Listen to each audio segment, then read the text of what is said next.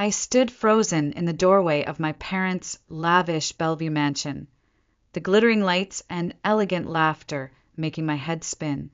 Crystal chandeliers sparkled above tables dressed with pristine white silk and delicate arrangements of oversized peonies, their fragrance thick in the air. A violin hummed softly from the corner, serenading guests in designer gowns and tailored suits, each holding champagne glasses filled with bubbles worth more than my monthly rent. But tonight, I wasn't here to admire their extravagance. My grip tightened around the wrinkled medical file in my hands, its cold, clinical words echoing relentlessly in my mind. Emergency heart surgery required. Total cost, $50,000. Immediate action necessary. My throat was dry, my heart pounding as I stepped hesitantly forward. Through the crowd, I spotted my mother, Vivian, dazzling in a pearl-colored dress, diamonds shimmering at her throat. She caught sight of me and stiffened immediately, her eyes turning icy cold, her polished smile fading into tight-lipped irritation as she approached. "Julia," she whispered sharply, her voice soft yet cutting like a knife. "Do you realize what day this is? This is your brother Brandon's pre-wedding celebration, planned months ago. Must you make a scene right now?" I swallowed hard, struggling to maintain my composure as shame and desperation burned through me. Quietly, I opened the medical file, holding it up like a plea for mercy. "Mom," I whispered, my voice breaking slightly. "Lily, your granddaughter, is in the hospital. She needs surgery in 3 days or we might lose her. I'm not asking for much. Please, just help me this once." She glanced briefly at the file, her gaze quickly shifting away, indifferent as if I'd just shown her something trivial. Her eyes flickered to Brandon, who stood nearby with his fiancée, Kelsey, sipping champagne as though he hadn't a care in the world. "Brandon," Vivian said coolly, her tone dismissive, "your sister believes it's our responsibility to fund her life decisions. What do you think about that?" Brandon smiled a cold, humorless grin, lifting his glass in a mock toast. "Julia," he said calmly, loud enough for others nearby to overhear, "we've already spent $500,000 on this wedding. Your daughter, your responsibility. Don't make your problems ours." A ripple of amused whispers passed through the small circle around us, each sound slicing deeper into my soul. My cheeks burned with humiliation, and my heart sank beneath the weight of their cruel laughter. I turned quickly, pushing past well-dressed guests who parted with quiet murmurs. I stepped out into the Seattle drizzle, cold rain mingling with my silent tears, soaking through my thin coat. I vowed right then, shivering in the darkness, clutching my daughter's medical report against my chest, that I would never again beg these people for help. But little did I know, life would soon force them back into my path. Only this time, they would be the ones begging, pleading for my mercy. And by then, everything had changed. After driving home in numb silence, I stepped into our modest apartment in downtown Seattle. Daniel rushed over, his eyes filled with hope, quickly fading when he saw my face. "They said no, didn't they?" he murmured softly, pulling me into a gentle embrace. I didn't answer right away, letting the silence speak for itself. Finally, I whispered, "They said Lily's our responsibility. They refused to help her." His jaw tightened, eyes briefly flashing anger, but he said nothing. He simply held me tighter, grounding me when I felt like I might collapse under the crushing weight of despair. That night, sleep was impossible. Every time I closed my eyes, I saw Lily's pale face, her fragile body lying motionless on the hospital bed. Her heart was weakening day by day, each moment precious and slipping through her fingers like sand.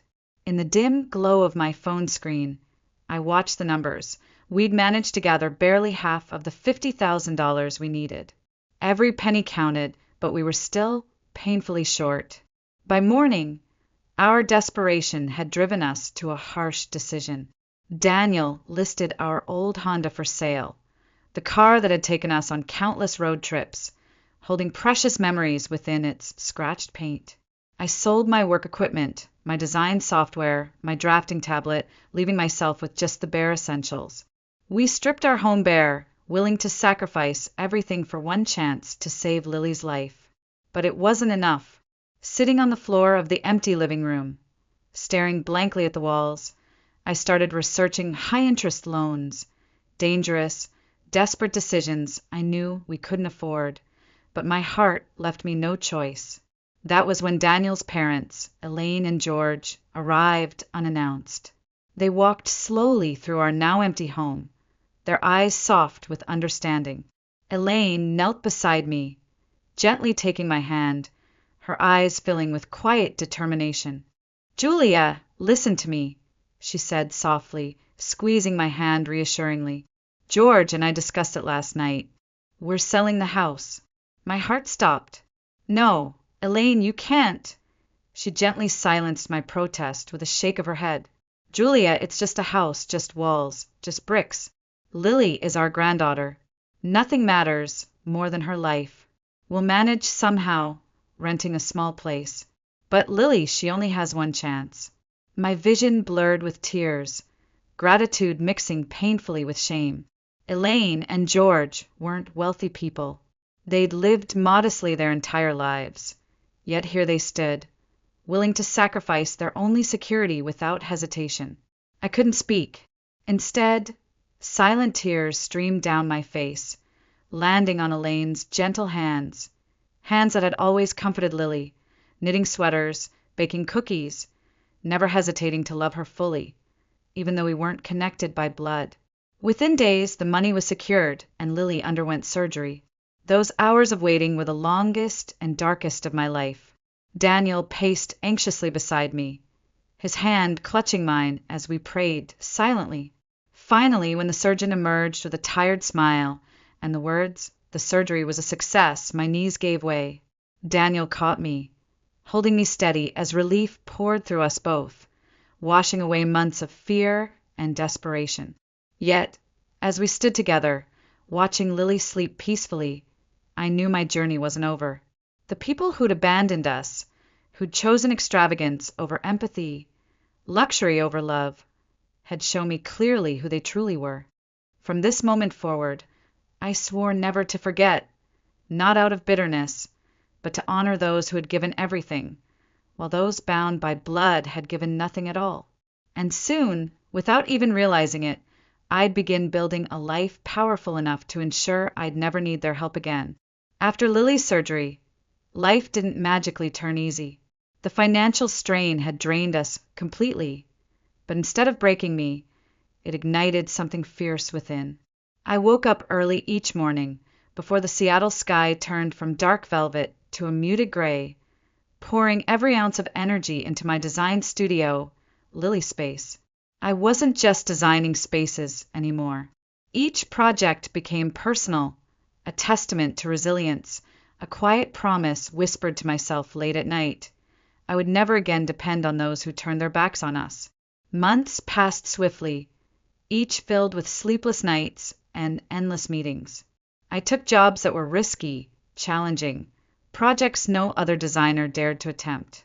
Slowly, my reputation grew, whispered from client to client, spreading beyond Seattle's borders. Local media picked up my story, first praising my designs, then curious about the woman behind them. One rainy Thursday afternoon, a producer from a popular local TV station called. She'd stumbled upon my story through social media. A mother once rejected by her family during her darkest hour, now an inspiring entrepreneur reshaping the city's most neglected spaces. "Julia, people need to hear your story," she urged gently. "Your journey is powerful. You could inspire others who felt forgotten or abandoned." At first, I hesitated. The wounds from my family's betrayal were still raw, hidden beneath carefully built walls of determination.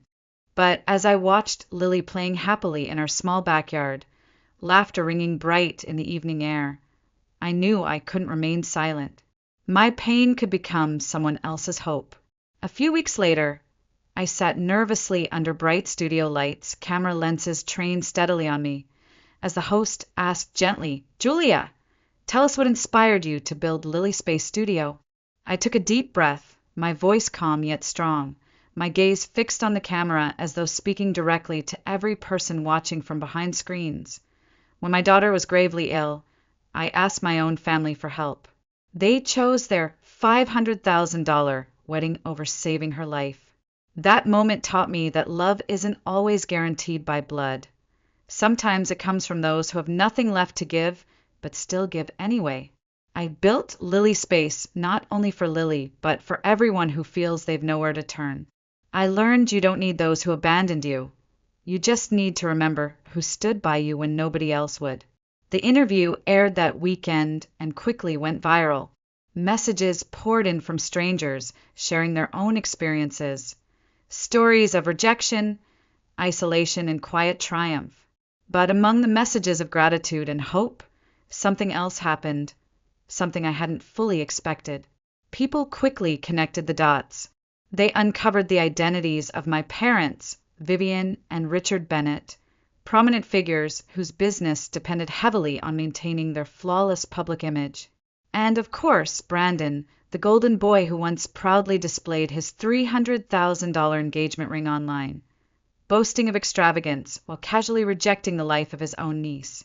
Soon, their meticulously crafted image shattered, falling apart piece by painful piece. The outrage spread swiftly through social media, hitting the headlines of gossip websites and local news. Within days, Brandon's fiancée, Kelsey, publicly ended their engagement, condemning him openly with a single viral post. A man who can laugh while a child fights for life isn't a man worth marrying. Their reputation crumbled, along with their finances and pride. Yet, even as I watched from afar, I felt no triumph. Instead, a quiet sadness lingered, a reminder of how deep the wounds of family could run. I had rebuilt my life, not from bitterness, but from sheer determination to never depend on them again. But life has a cruel sense of irony, and it wasn't long before my phone rang, the caller ID showing a number I never thought I'd see again. My mother's voice, once sharp and unyielding, was now fragile, trembling softly through the receiver.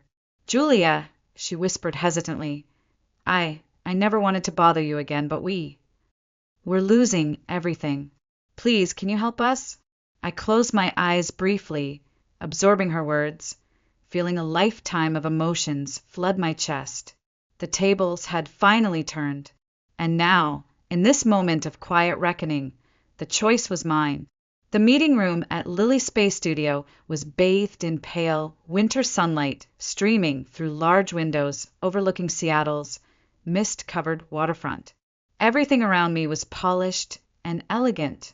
The minimalist decor, modern artwork, even the carefully arranged fresh flowers in delicate glass vases. This was my world now, a far cry from the vulnerable woman who once stood begging outside a mansion door. On the polished conference table in front of me sat a sleek black briefcase containing exactly $200,000, the exact amount my parents had asked for. I'd withdrawn it from my own savings, fully prepared to give it to them, though even now, doubt gnawed relentlessly at the edges of my resolve. At precisely noon, the office door opened, and my parents stepped quietly into the room. My breath caught at the sight of them, barely recognizing the proud figures who once looked down on me. Richard, once towering and confident, appeared diminished, his shoulders stooped, his face lined deeply with worry and shame. Vivian, once impeccably elegant, wore a coat clearly outdated, her dark hair threaded heavily with gray. They hesitated in the doorway, unable to meet my eyes as they approached, and slowly took seats opposite me, silence hanging heavy between us. Finally, I broke it softly. "How are you both?" My voice sounded distant, surprisingly calm even to myself.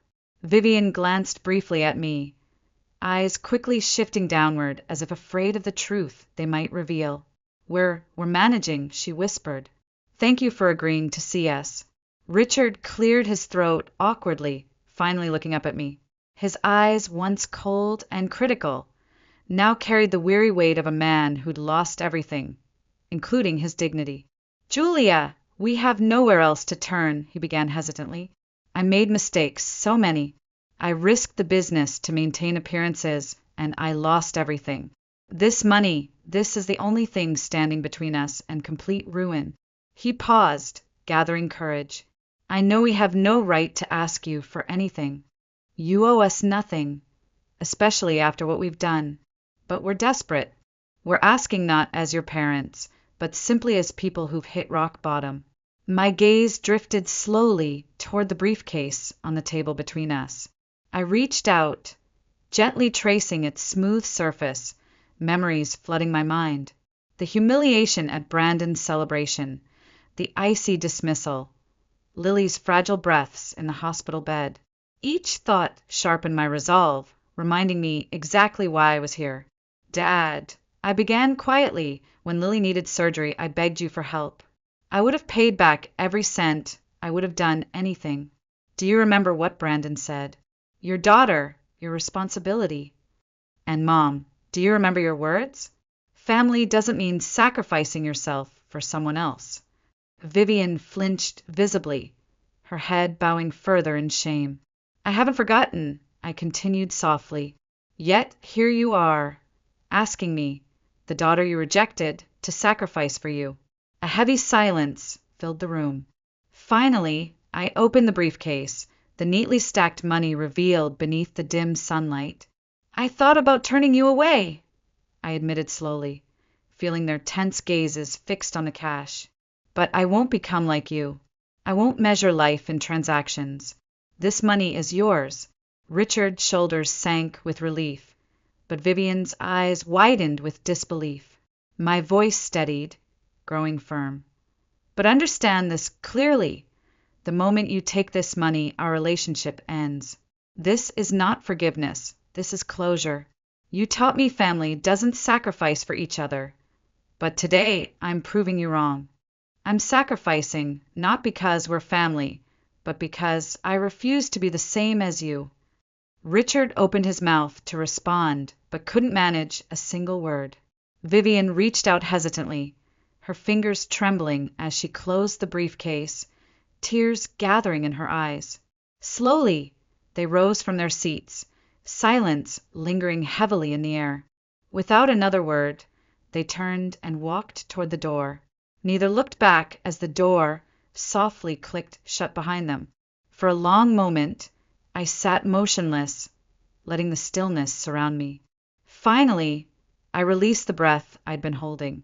I'd imagined this day countless times, expecting satisfaction or perhaps sorrow. But now, alone in this bright room, all I felt was a quiet, profound calm. The final chapter had closed, not with drama, not with anger, but simply with the quiet dignity of knowing I'd chosen a path that was uniquely my own. Yet, deep in my heart, one question lingered. Would I ever see them again? And if so, could I ever truly forgive? That evening, I sat quietly on the sofa at home, watching through the window as the Seattle skyline gradually faded beneath a curtain of soft, silvery rain. Lily lay curled beside me, breathing gently in her sleep, her tiny fingers wrapped securely around mine. Daniel entered silently, gently sitting beside us, his presence steady and reassuring. "I heard what happened," he murmured softly, gently brushing a strand of hair from my face. "You okay?" "I'm not sure," I whispered truthfully, feeling a quiet heaviness in my chest. "I gave them the money, Daniel, but I also gave them my goodbye. Was I too harsh?" He shook his head slowly, pulling me gently against him. "You did what was right, not easy, but right. You showed more compassion than they ever did." A quiet knock on our door interrupted our conversation. Elaine and George stepped in, Elaine carrying a tray of homemade cookies, George with a warm smile that instantly brightened the room. Elaine carefully placed the cookies on the table, taking one long look at Lily, and then turned toward me. "Julia, dear, you look exhausted. You did the right thing today, you know," Elaine reassured gently. "Sometimes letting go is the bravest thing we can do." I met her gaze, warmth spreading through my chest, grateful beyond words for these two gentle souls who'd always stood beside me. Elaine reached out and squeezed my hand, her touch reassuringly firm. George nodded softly, eyes shining with quiet pride. "We couldn't have asked for a better daughter-in-law," he said warmly, his voice gentle. "Family isn't about who shares your blood. It's about who shares your heart." His words resonated deeply within me, washing away the last traces of uncertainty I'd felt. We spent that evening surrounded by warmth and quiet laughter, a simple joy I'd learned to treasure. When Elaine and George finally left, the house felt lighter, calmer somehow, as if a lingering shadow had finally vanished. Days turned into weeks, and life slowly found its rhythm again. Lily thrived, growing stronger every day, her laughter filling every corner of our home. One evening, as we sat around our kitchen table, Lily climbed into my lap, gently placing her small hand against my cheek. "Mommy," she said softly, her wide eyes serious, "last night I dreamed you were a superhero. You flew into the sky and saved me. I wasn't scared anymore." Tears filled my eyes as I held her close, her words touching something deep within me. Daniel smiled gently from across the table, his gaze filled with love. "She's right, you know," he whispered warmly. "You've always been our superhero." I smiled back, shaking my head slightly, feeling a quiet, powerful strength blossom in my chest. I wasn't extraordinary. I was simply a mother who'd faced impossible decisions, a daughter who'd learned painful truths, and a woman who chose to rise above bitterness. Months later, I quietly tracked down the new owners of Elaine and George's beloved home, the very home they'd sacrificed without hesitation to save Lily's life. After weeks of careful negotiation, I managed to buy it back, never breathing a word about it until Elaine's birthday arrived. That afternoon, as we walked together toward their old street, Elaine paused, confusion clouding her face. "Julia, dear, why are we here?" I gently placed the keys into her trembling hand, watching comprehension slowly dawn in her eyes. "We're home, Elaine," I whispered softly. "You gave up everything for us. Now it's our turn to give it back." She stared at me silently, tears streaming quietly down her face. Beside her, George squeezed her hand tightly, his own eyes bright with emotion.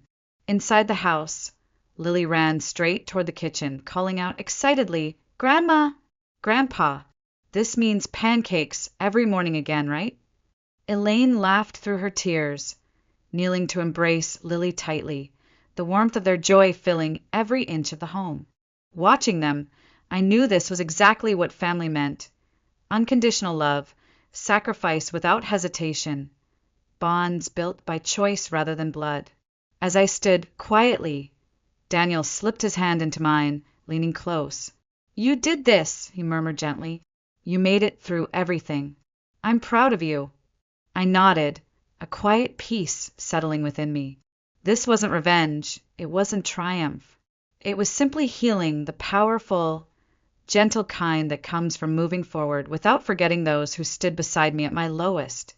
From now on, every morning would begin with love, laughter, and the knowledge that family was defined not by blood, but by the strength of hearts willing to stay when the rest of the world turned away. Time moved forward, steady and gentle, like the rhythm of waves along Seattle's shoreline. Our lives blossomed quietly, beautifully, rich not in extravagance, but in love and gratitude. Lily grew stronger, her bright laughter echoing through Elaine and George's cozy home each morning. Daniel continued supporting me silently, steadfastly, his love grounding me through every storm. Lily's space studio flourished, reaching heights I'd once never dared imagine. The magazine interviews, the media coverage, it had all faded into comfortable normalcy. But one afternoon, as I sat quietly at my desk, an unexpected phone call pulled me sharply back into the past. It was Brandon. "Julia," he began hesitantly, voice stripped of the arrogance that once defined him. "I know you probably don't want to talk to me, but please just give me a minute." I hesitated, my heart tightening slightly, but finally answered softly, "Go ahead." He took a shaky breath. Everything fell apart after the wedding was canceled. The business, our parents, our family, it's all gone. I thought being successful meant never needing anyone, especially not you. But I was wrong. I've lost everything. I have nothing left, Julia. I listened silently, the raw honesty in his voice cutting deep. I no longer hated Brandon. In truth, I pitied him. He had been raised to chase appearances, taught that love was conditional and success purely superficial. But pity wasn't forgiveness. "Brandon," I answered quietly, feeling an odd sense of calm, "you chose this. All I ever wanted was to belong, to feel loved. Instead, you made sure I felt worthless. I wish you no harm, but I also can't save you from the life you built. It's time you faced it alone like I once did." He was silent, and then a soft whisper, "I understand. I just wanted you to know that I'm sorry." I hung up gently, exhaling a long breath. There was no satisfaction, just quiet closure. I'd learned forgiveness doesn't always mean reunion. Sometimes it simply means releasing your pain and moving forward. The years passed gently after that. Elaine and George filled Lily's childhood with warmth, wisdom, and endless pancakes. My parents never reached out again, and I made peace with that quiet emptiness. Family, I'd learned, wasn't always something you were born into. Sometimes it was something you created from love, trust, and loyalty. One warm spring evening, as the golden sunset painted Seattle's sky, Lily crawled into my lap again, now older but still with the innocence of childhood. She gazed up at me, her voice soft but confident. "Mommy, do you remember when I dreamed you were a superhero? Well, now I know why. You saved me. You saved all of us." I hugged her tightly, tears stinging my eyes as I whispered back, "No, sweetie, you saved me." She smiled gently, placing her hand over my heart. Then we saved each other. As darkness fell over our home that night, I lay quietly beside Daniel, listening to his gentle breathing, feeling an overwhelming gratitude I'd never known before. I'd faced pain, betrayal, loss, but I'd emerged stronger, wiser, and more compassionate. Today, I no longer wake up burdened by the past. I wake up thankful for Lily's laughter echoing down the hallway, for the gentle strength of Daniel's presence beside me, for Elaine and George's unconditional love. Most of all, I'm thankful for the life we'd built from ashes, a life defined not by revenge, but by resilience, love, and healing. In the quiet hours before dawn, as I look toward the horizon, I know with absolute certainty I didn't need revenge. I only needed courage to rise, to heal, and to forgive without losing myself. And in the end, that was more powerful than revenge could ever be.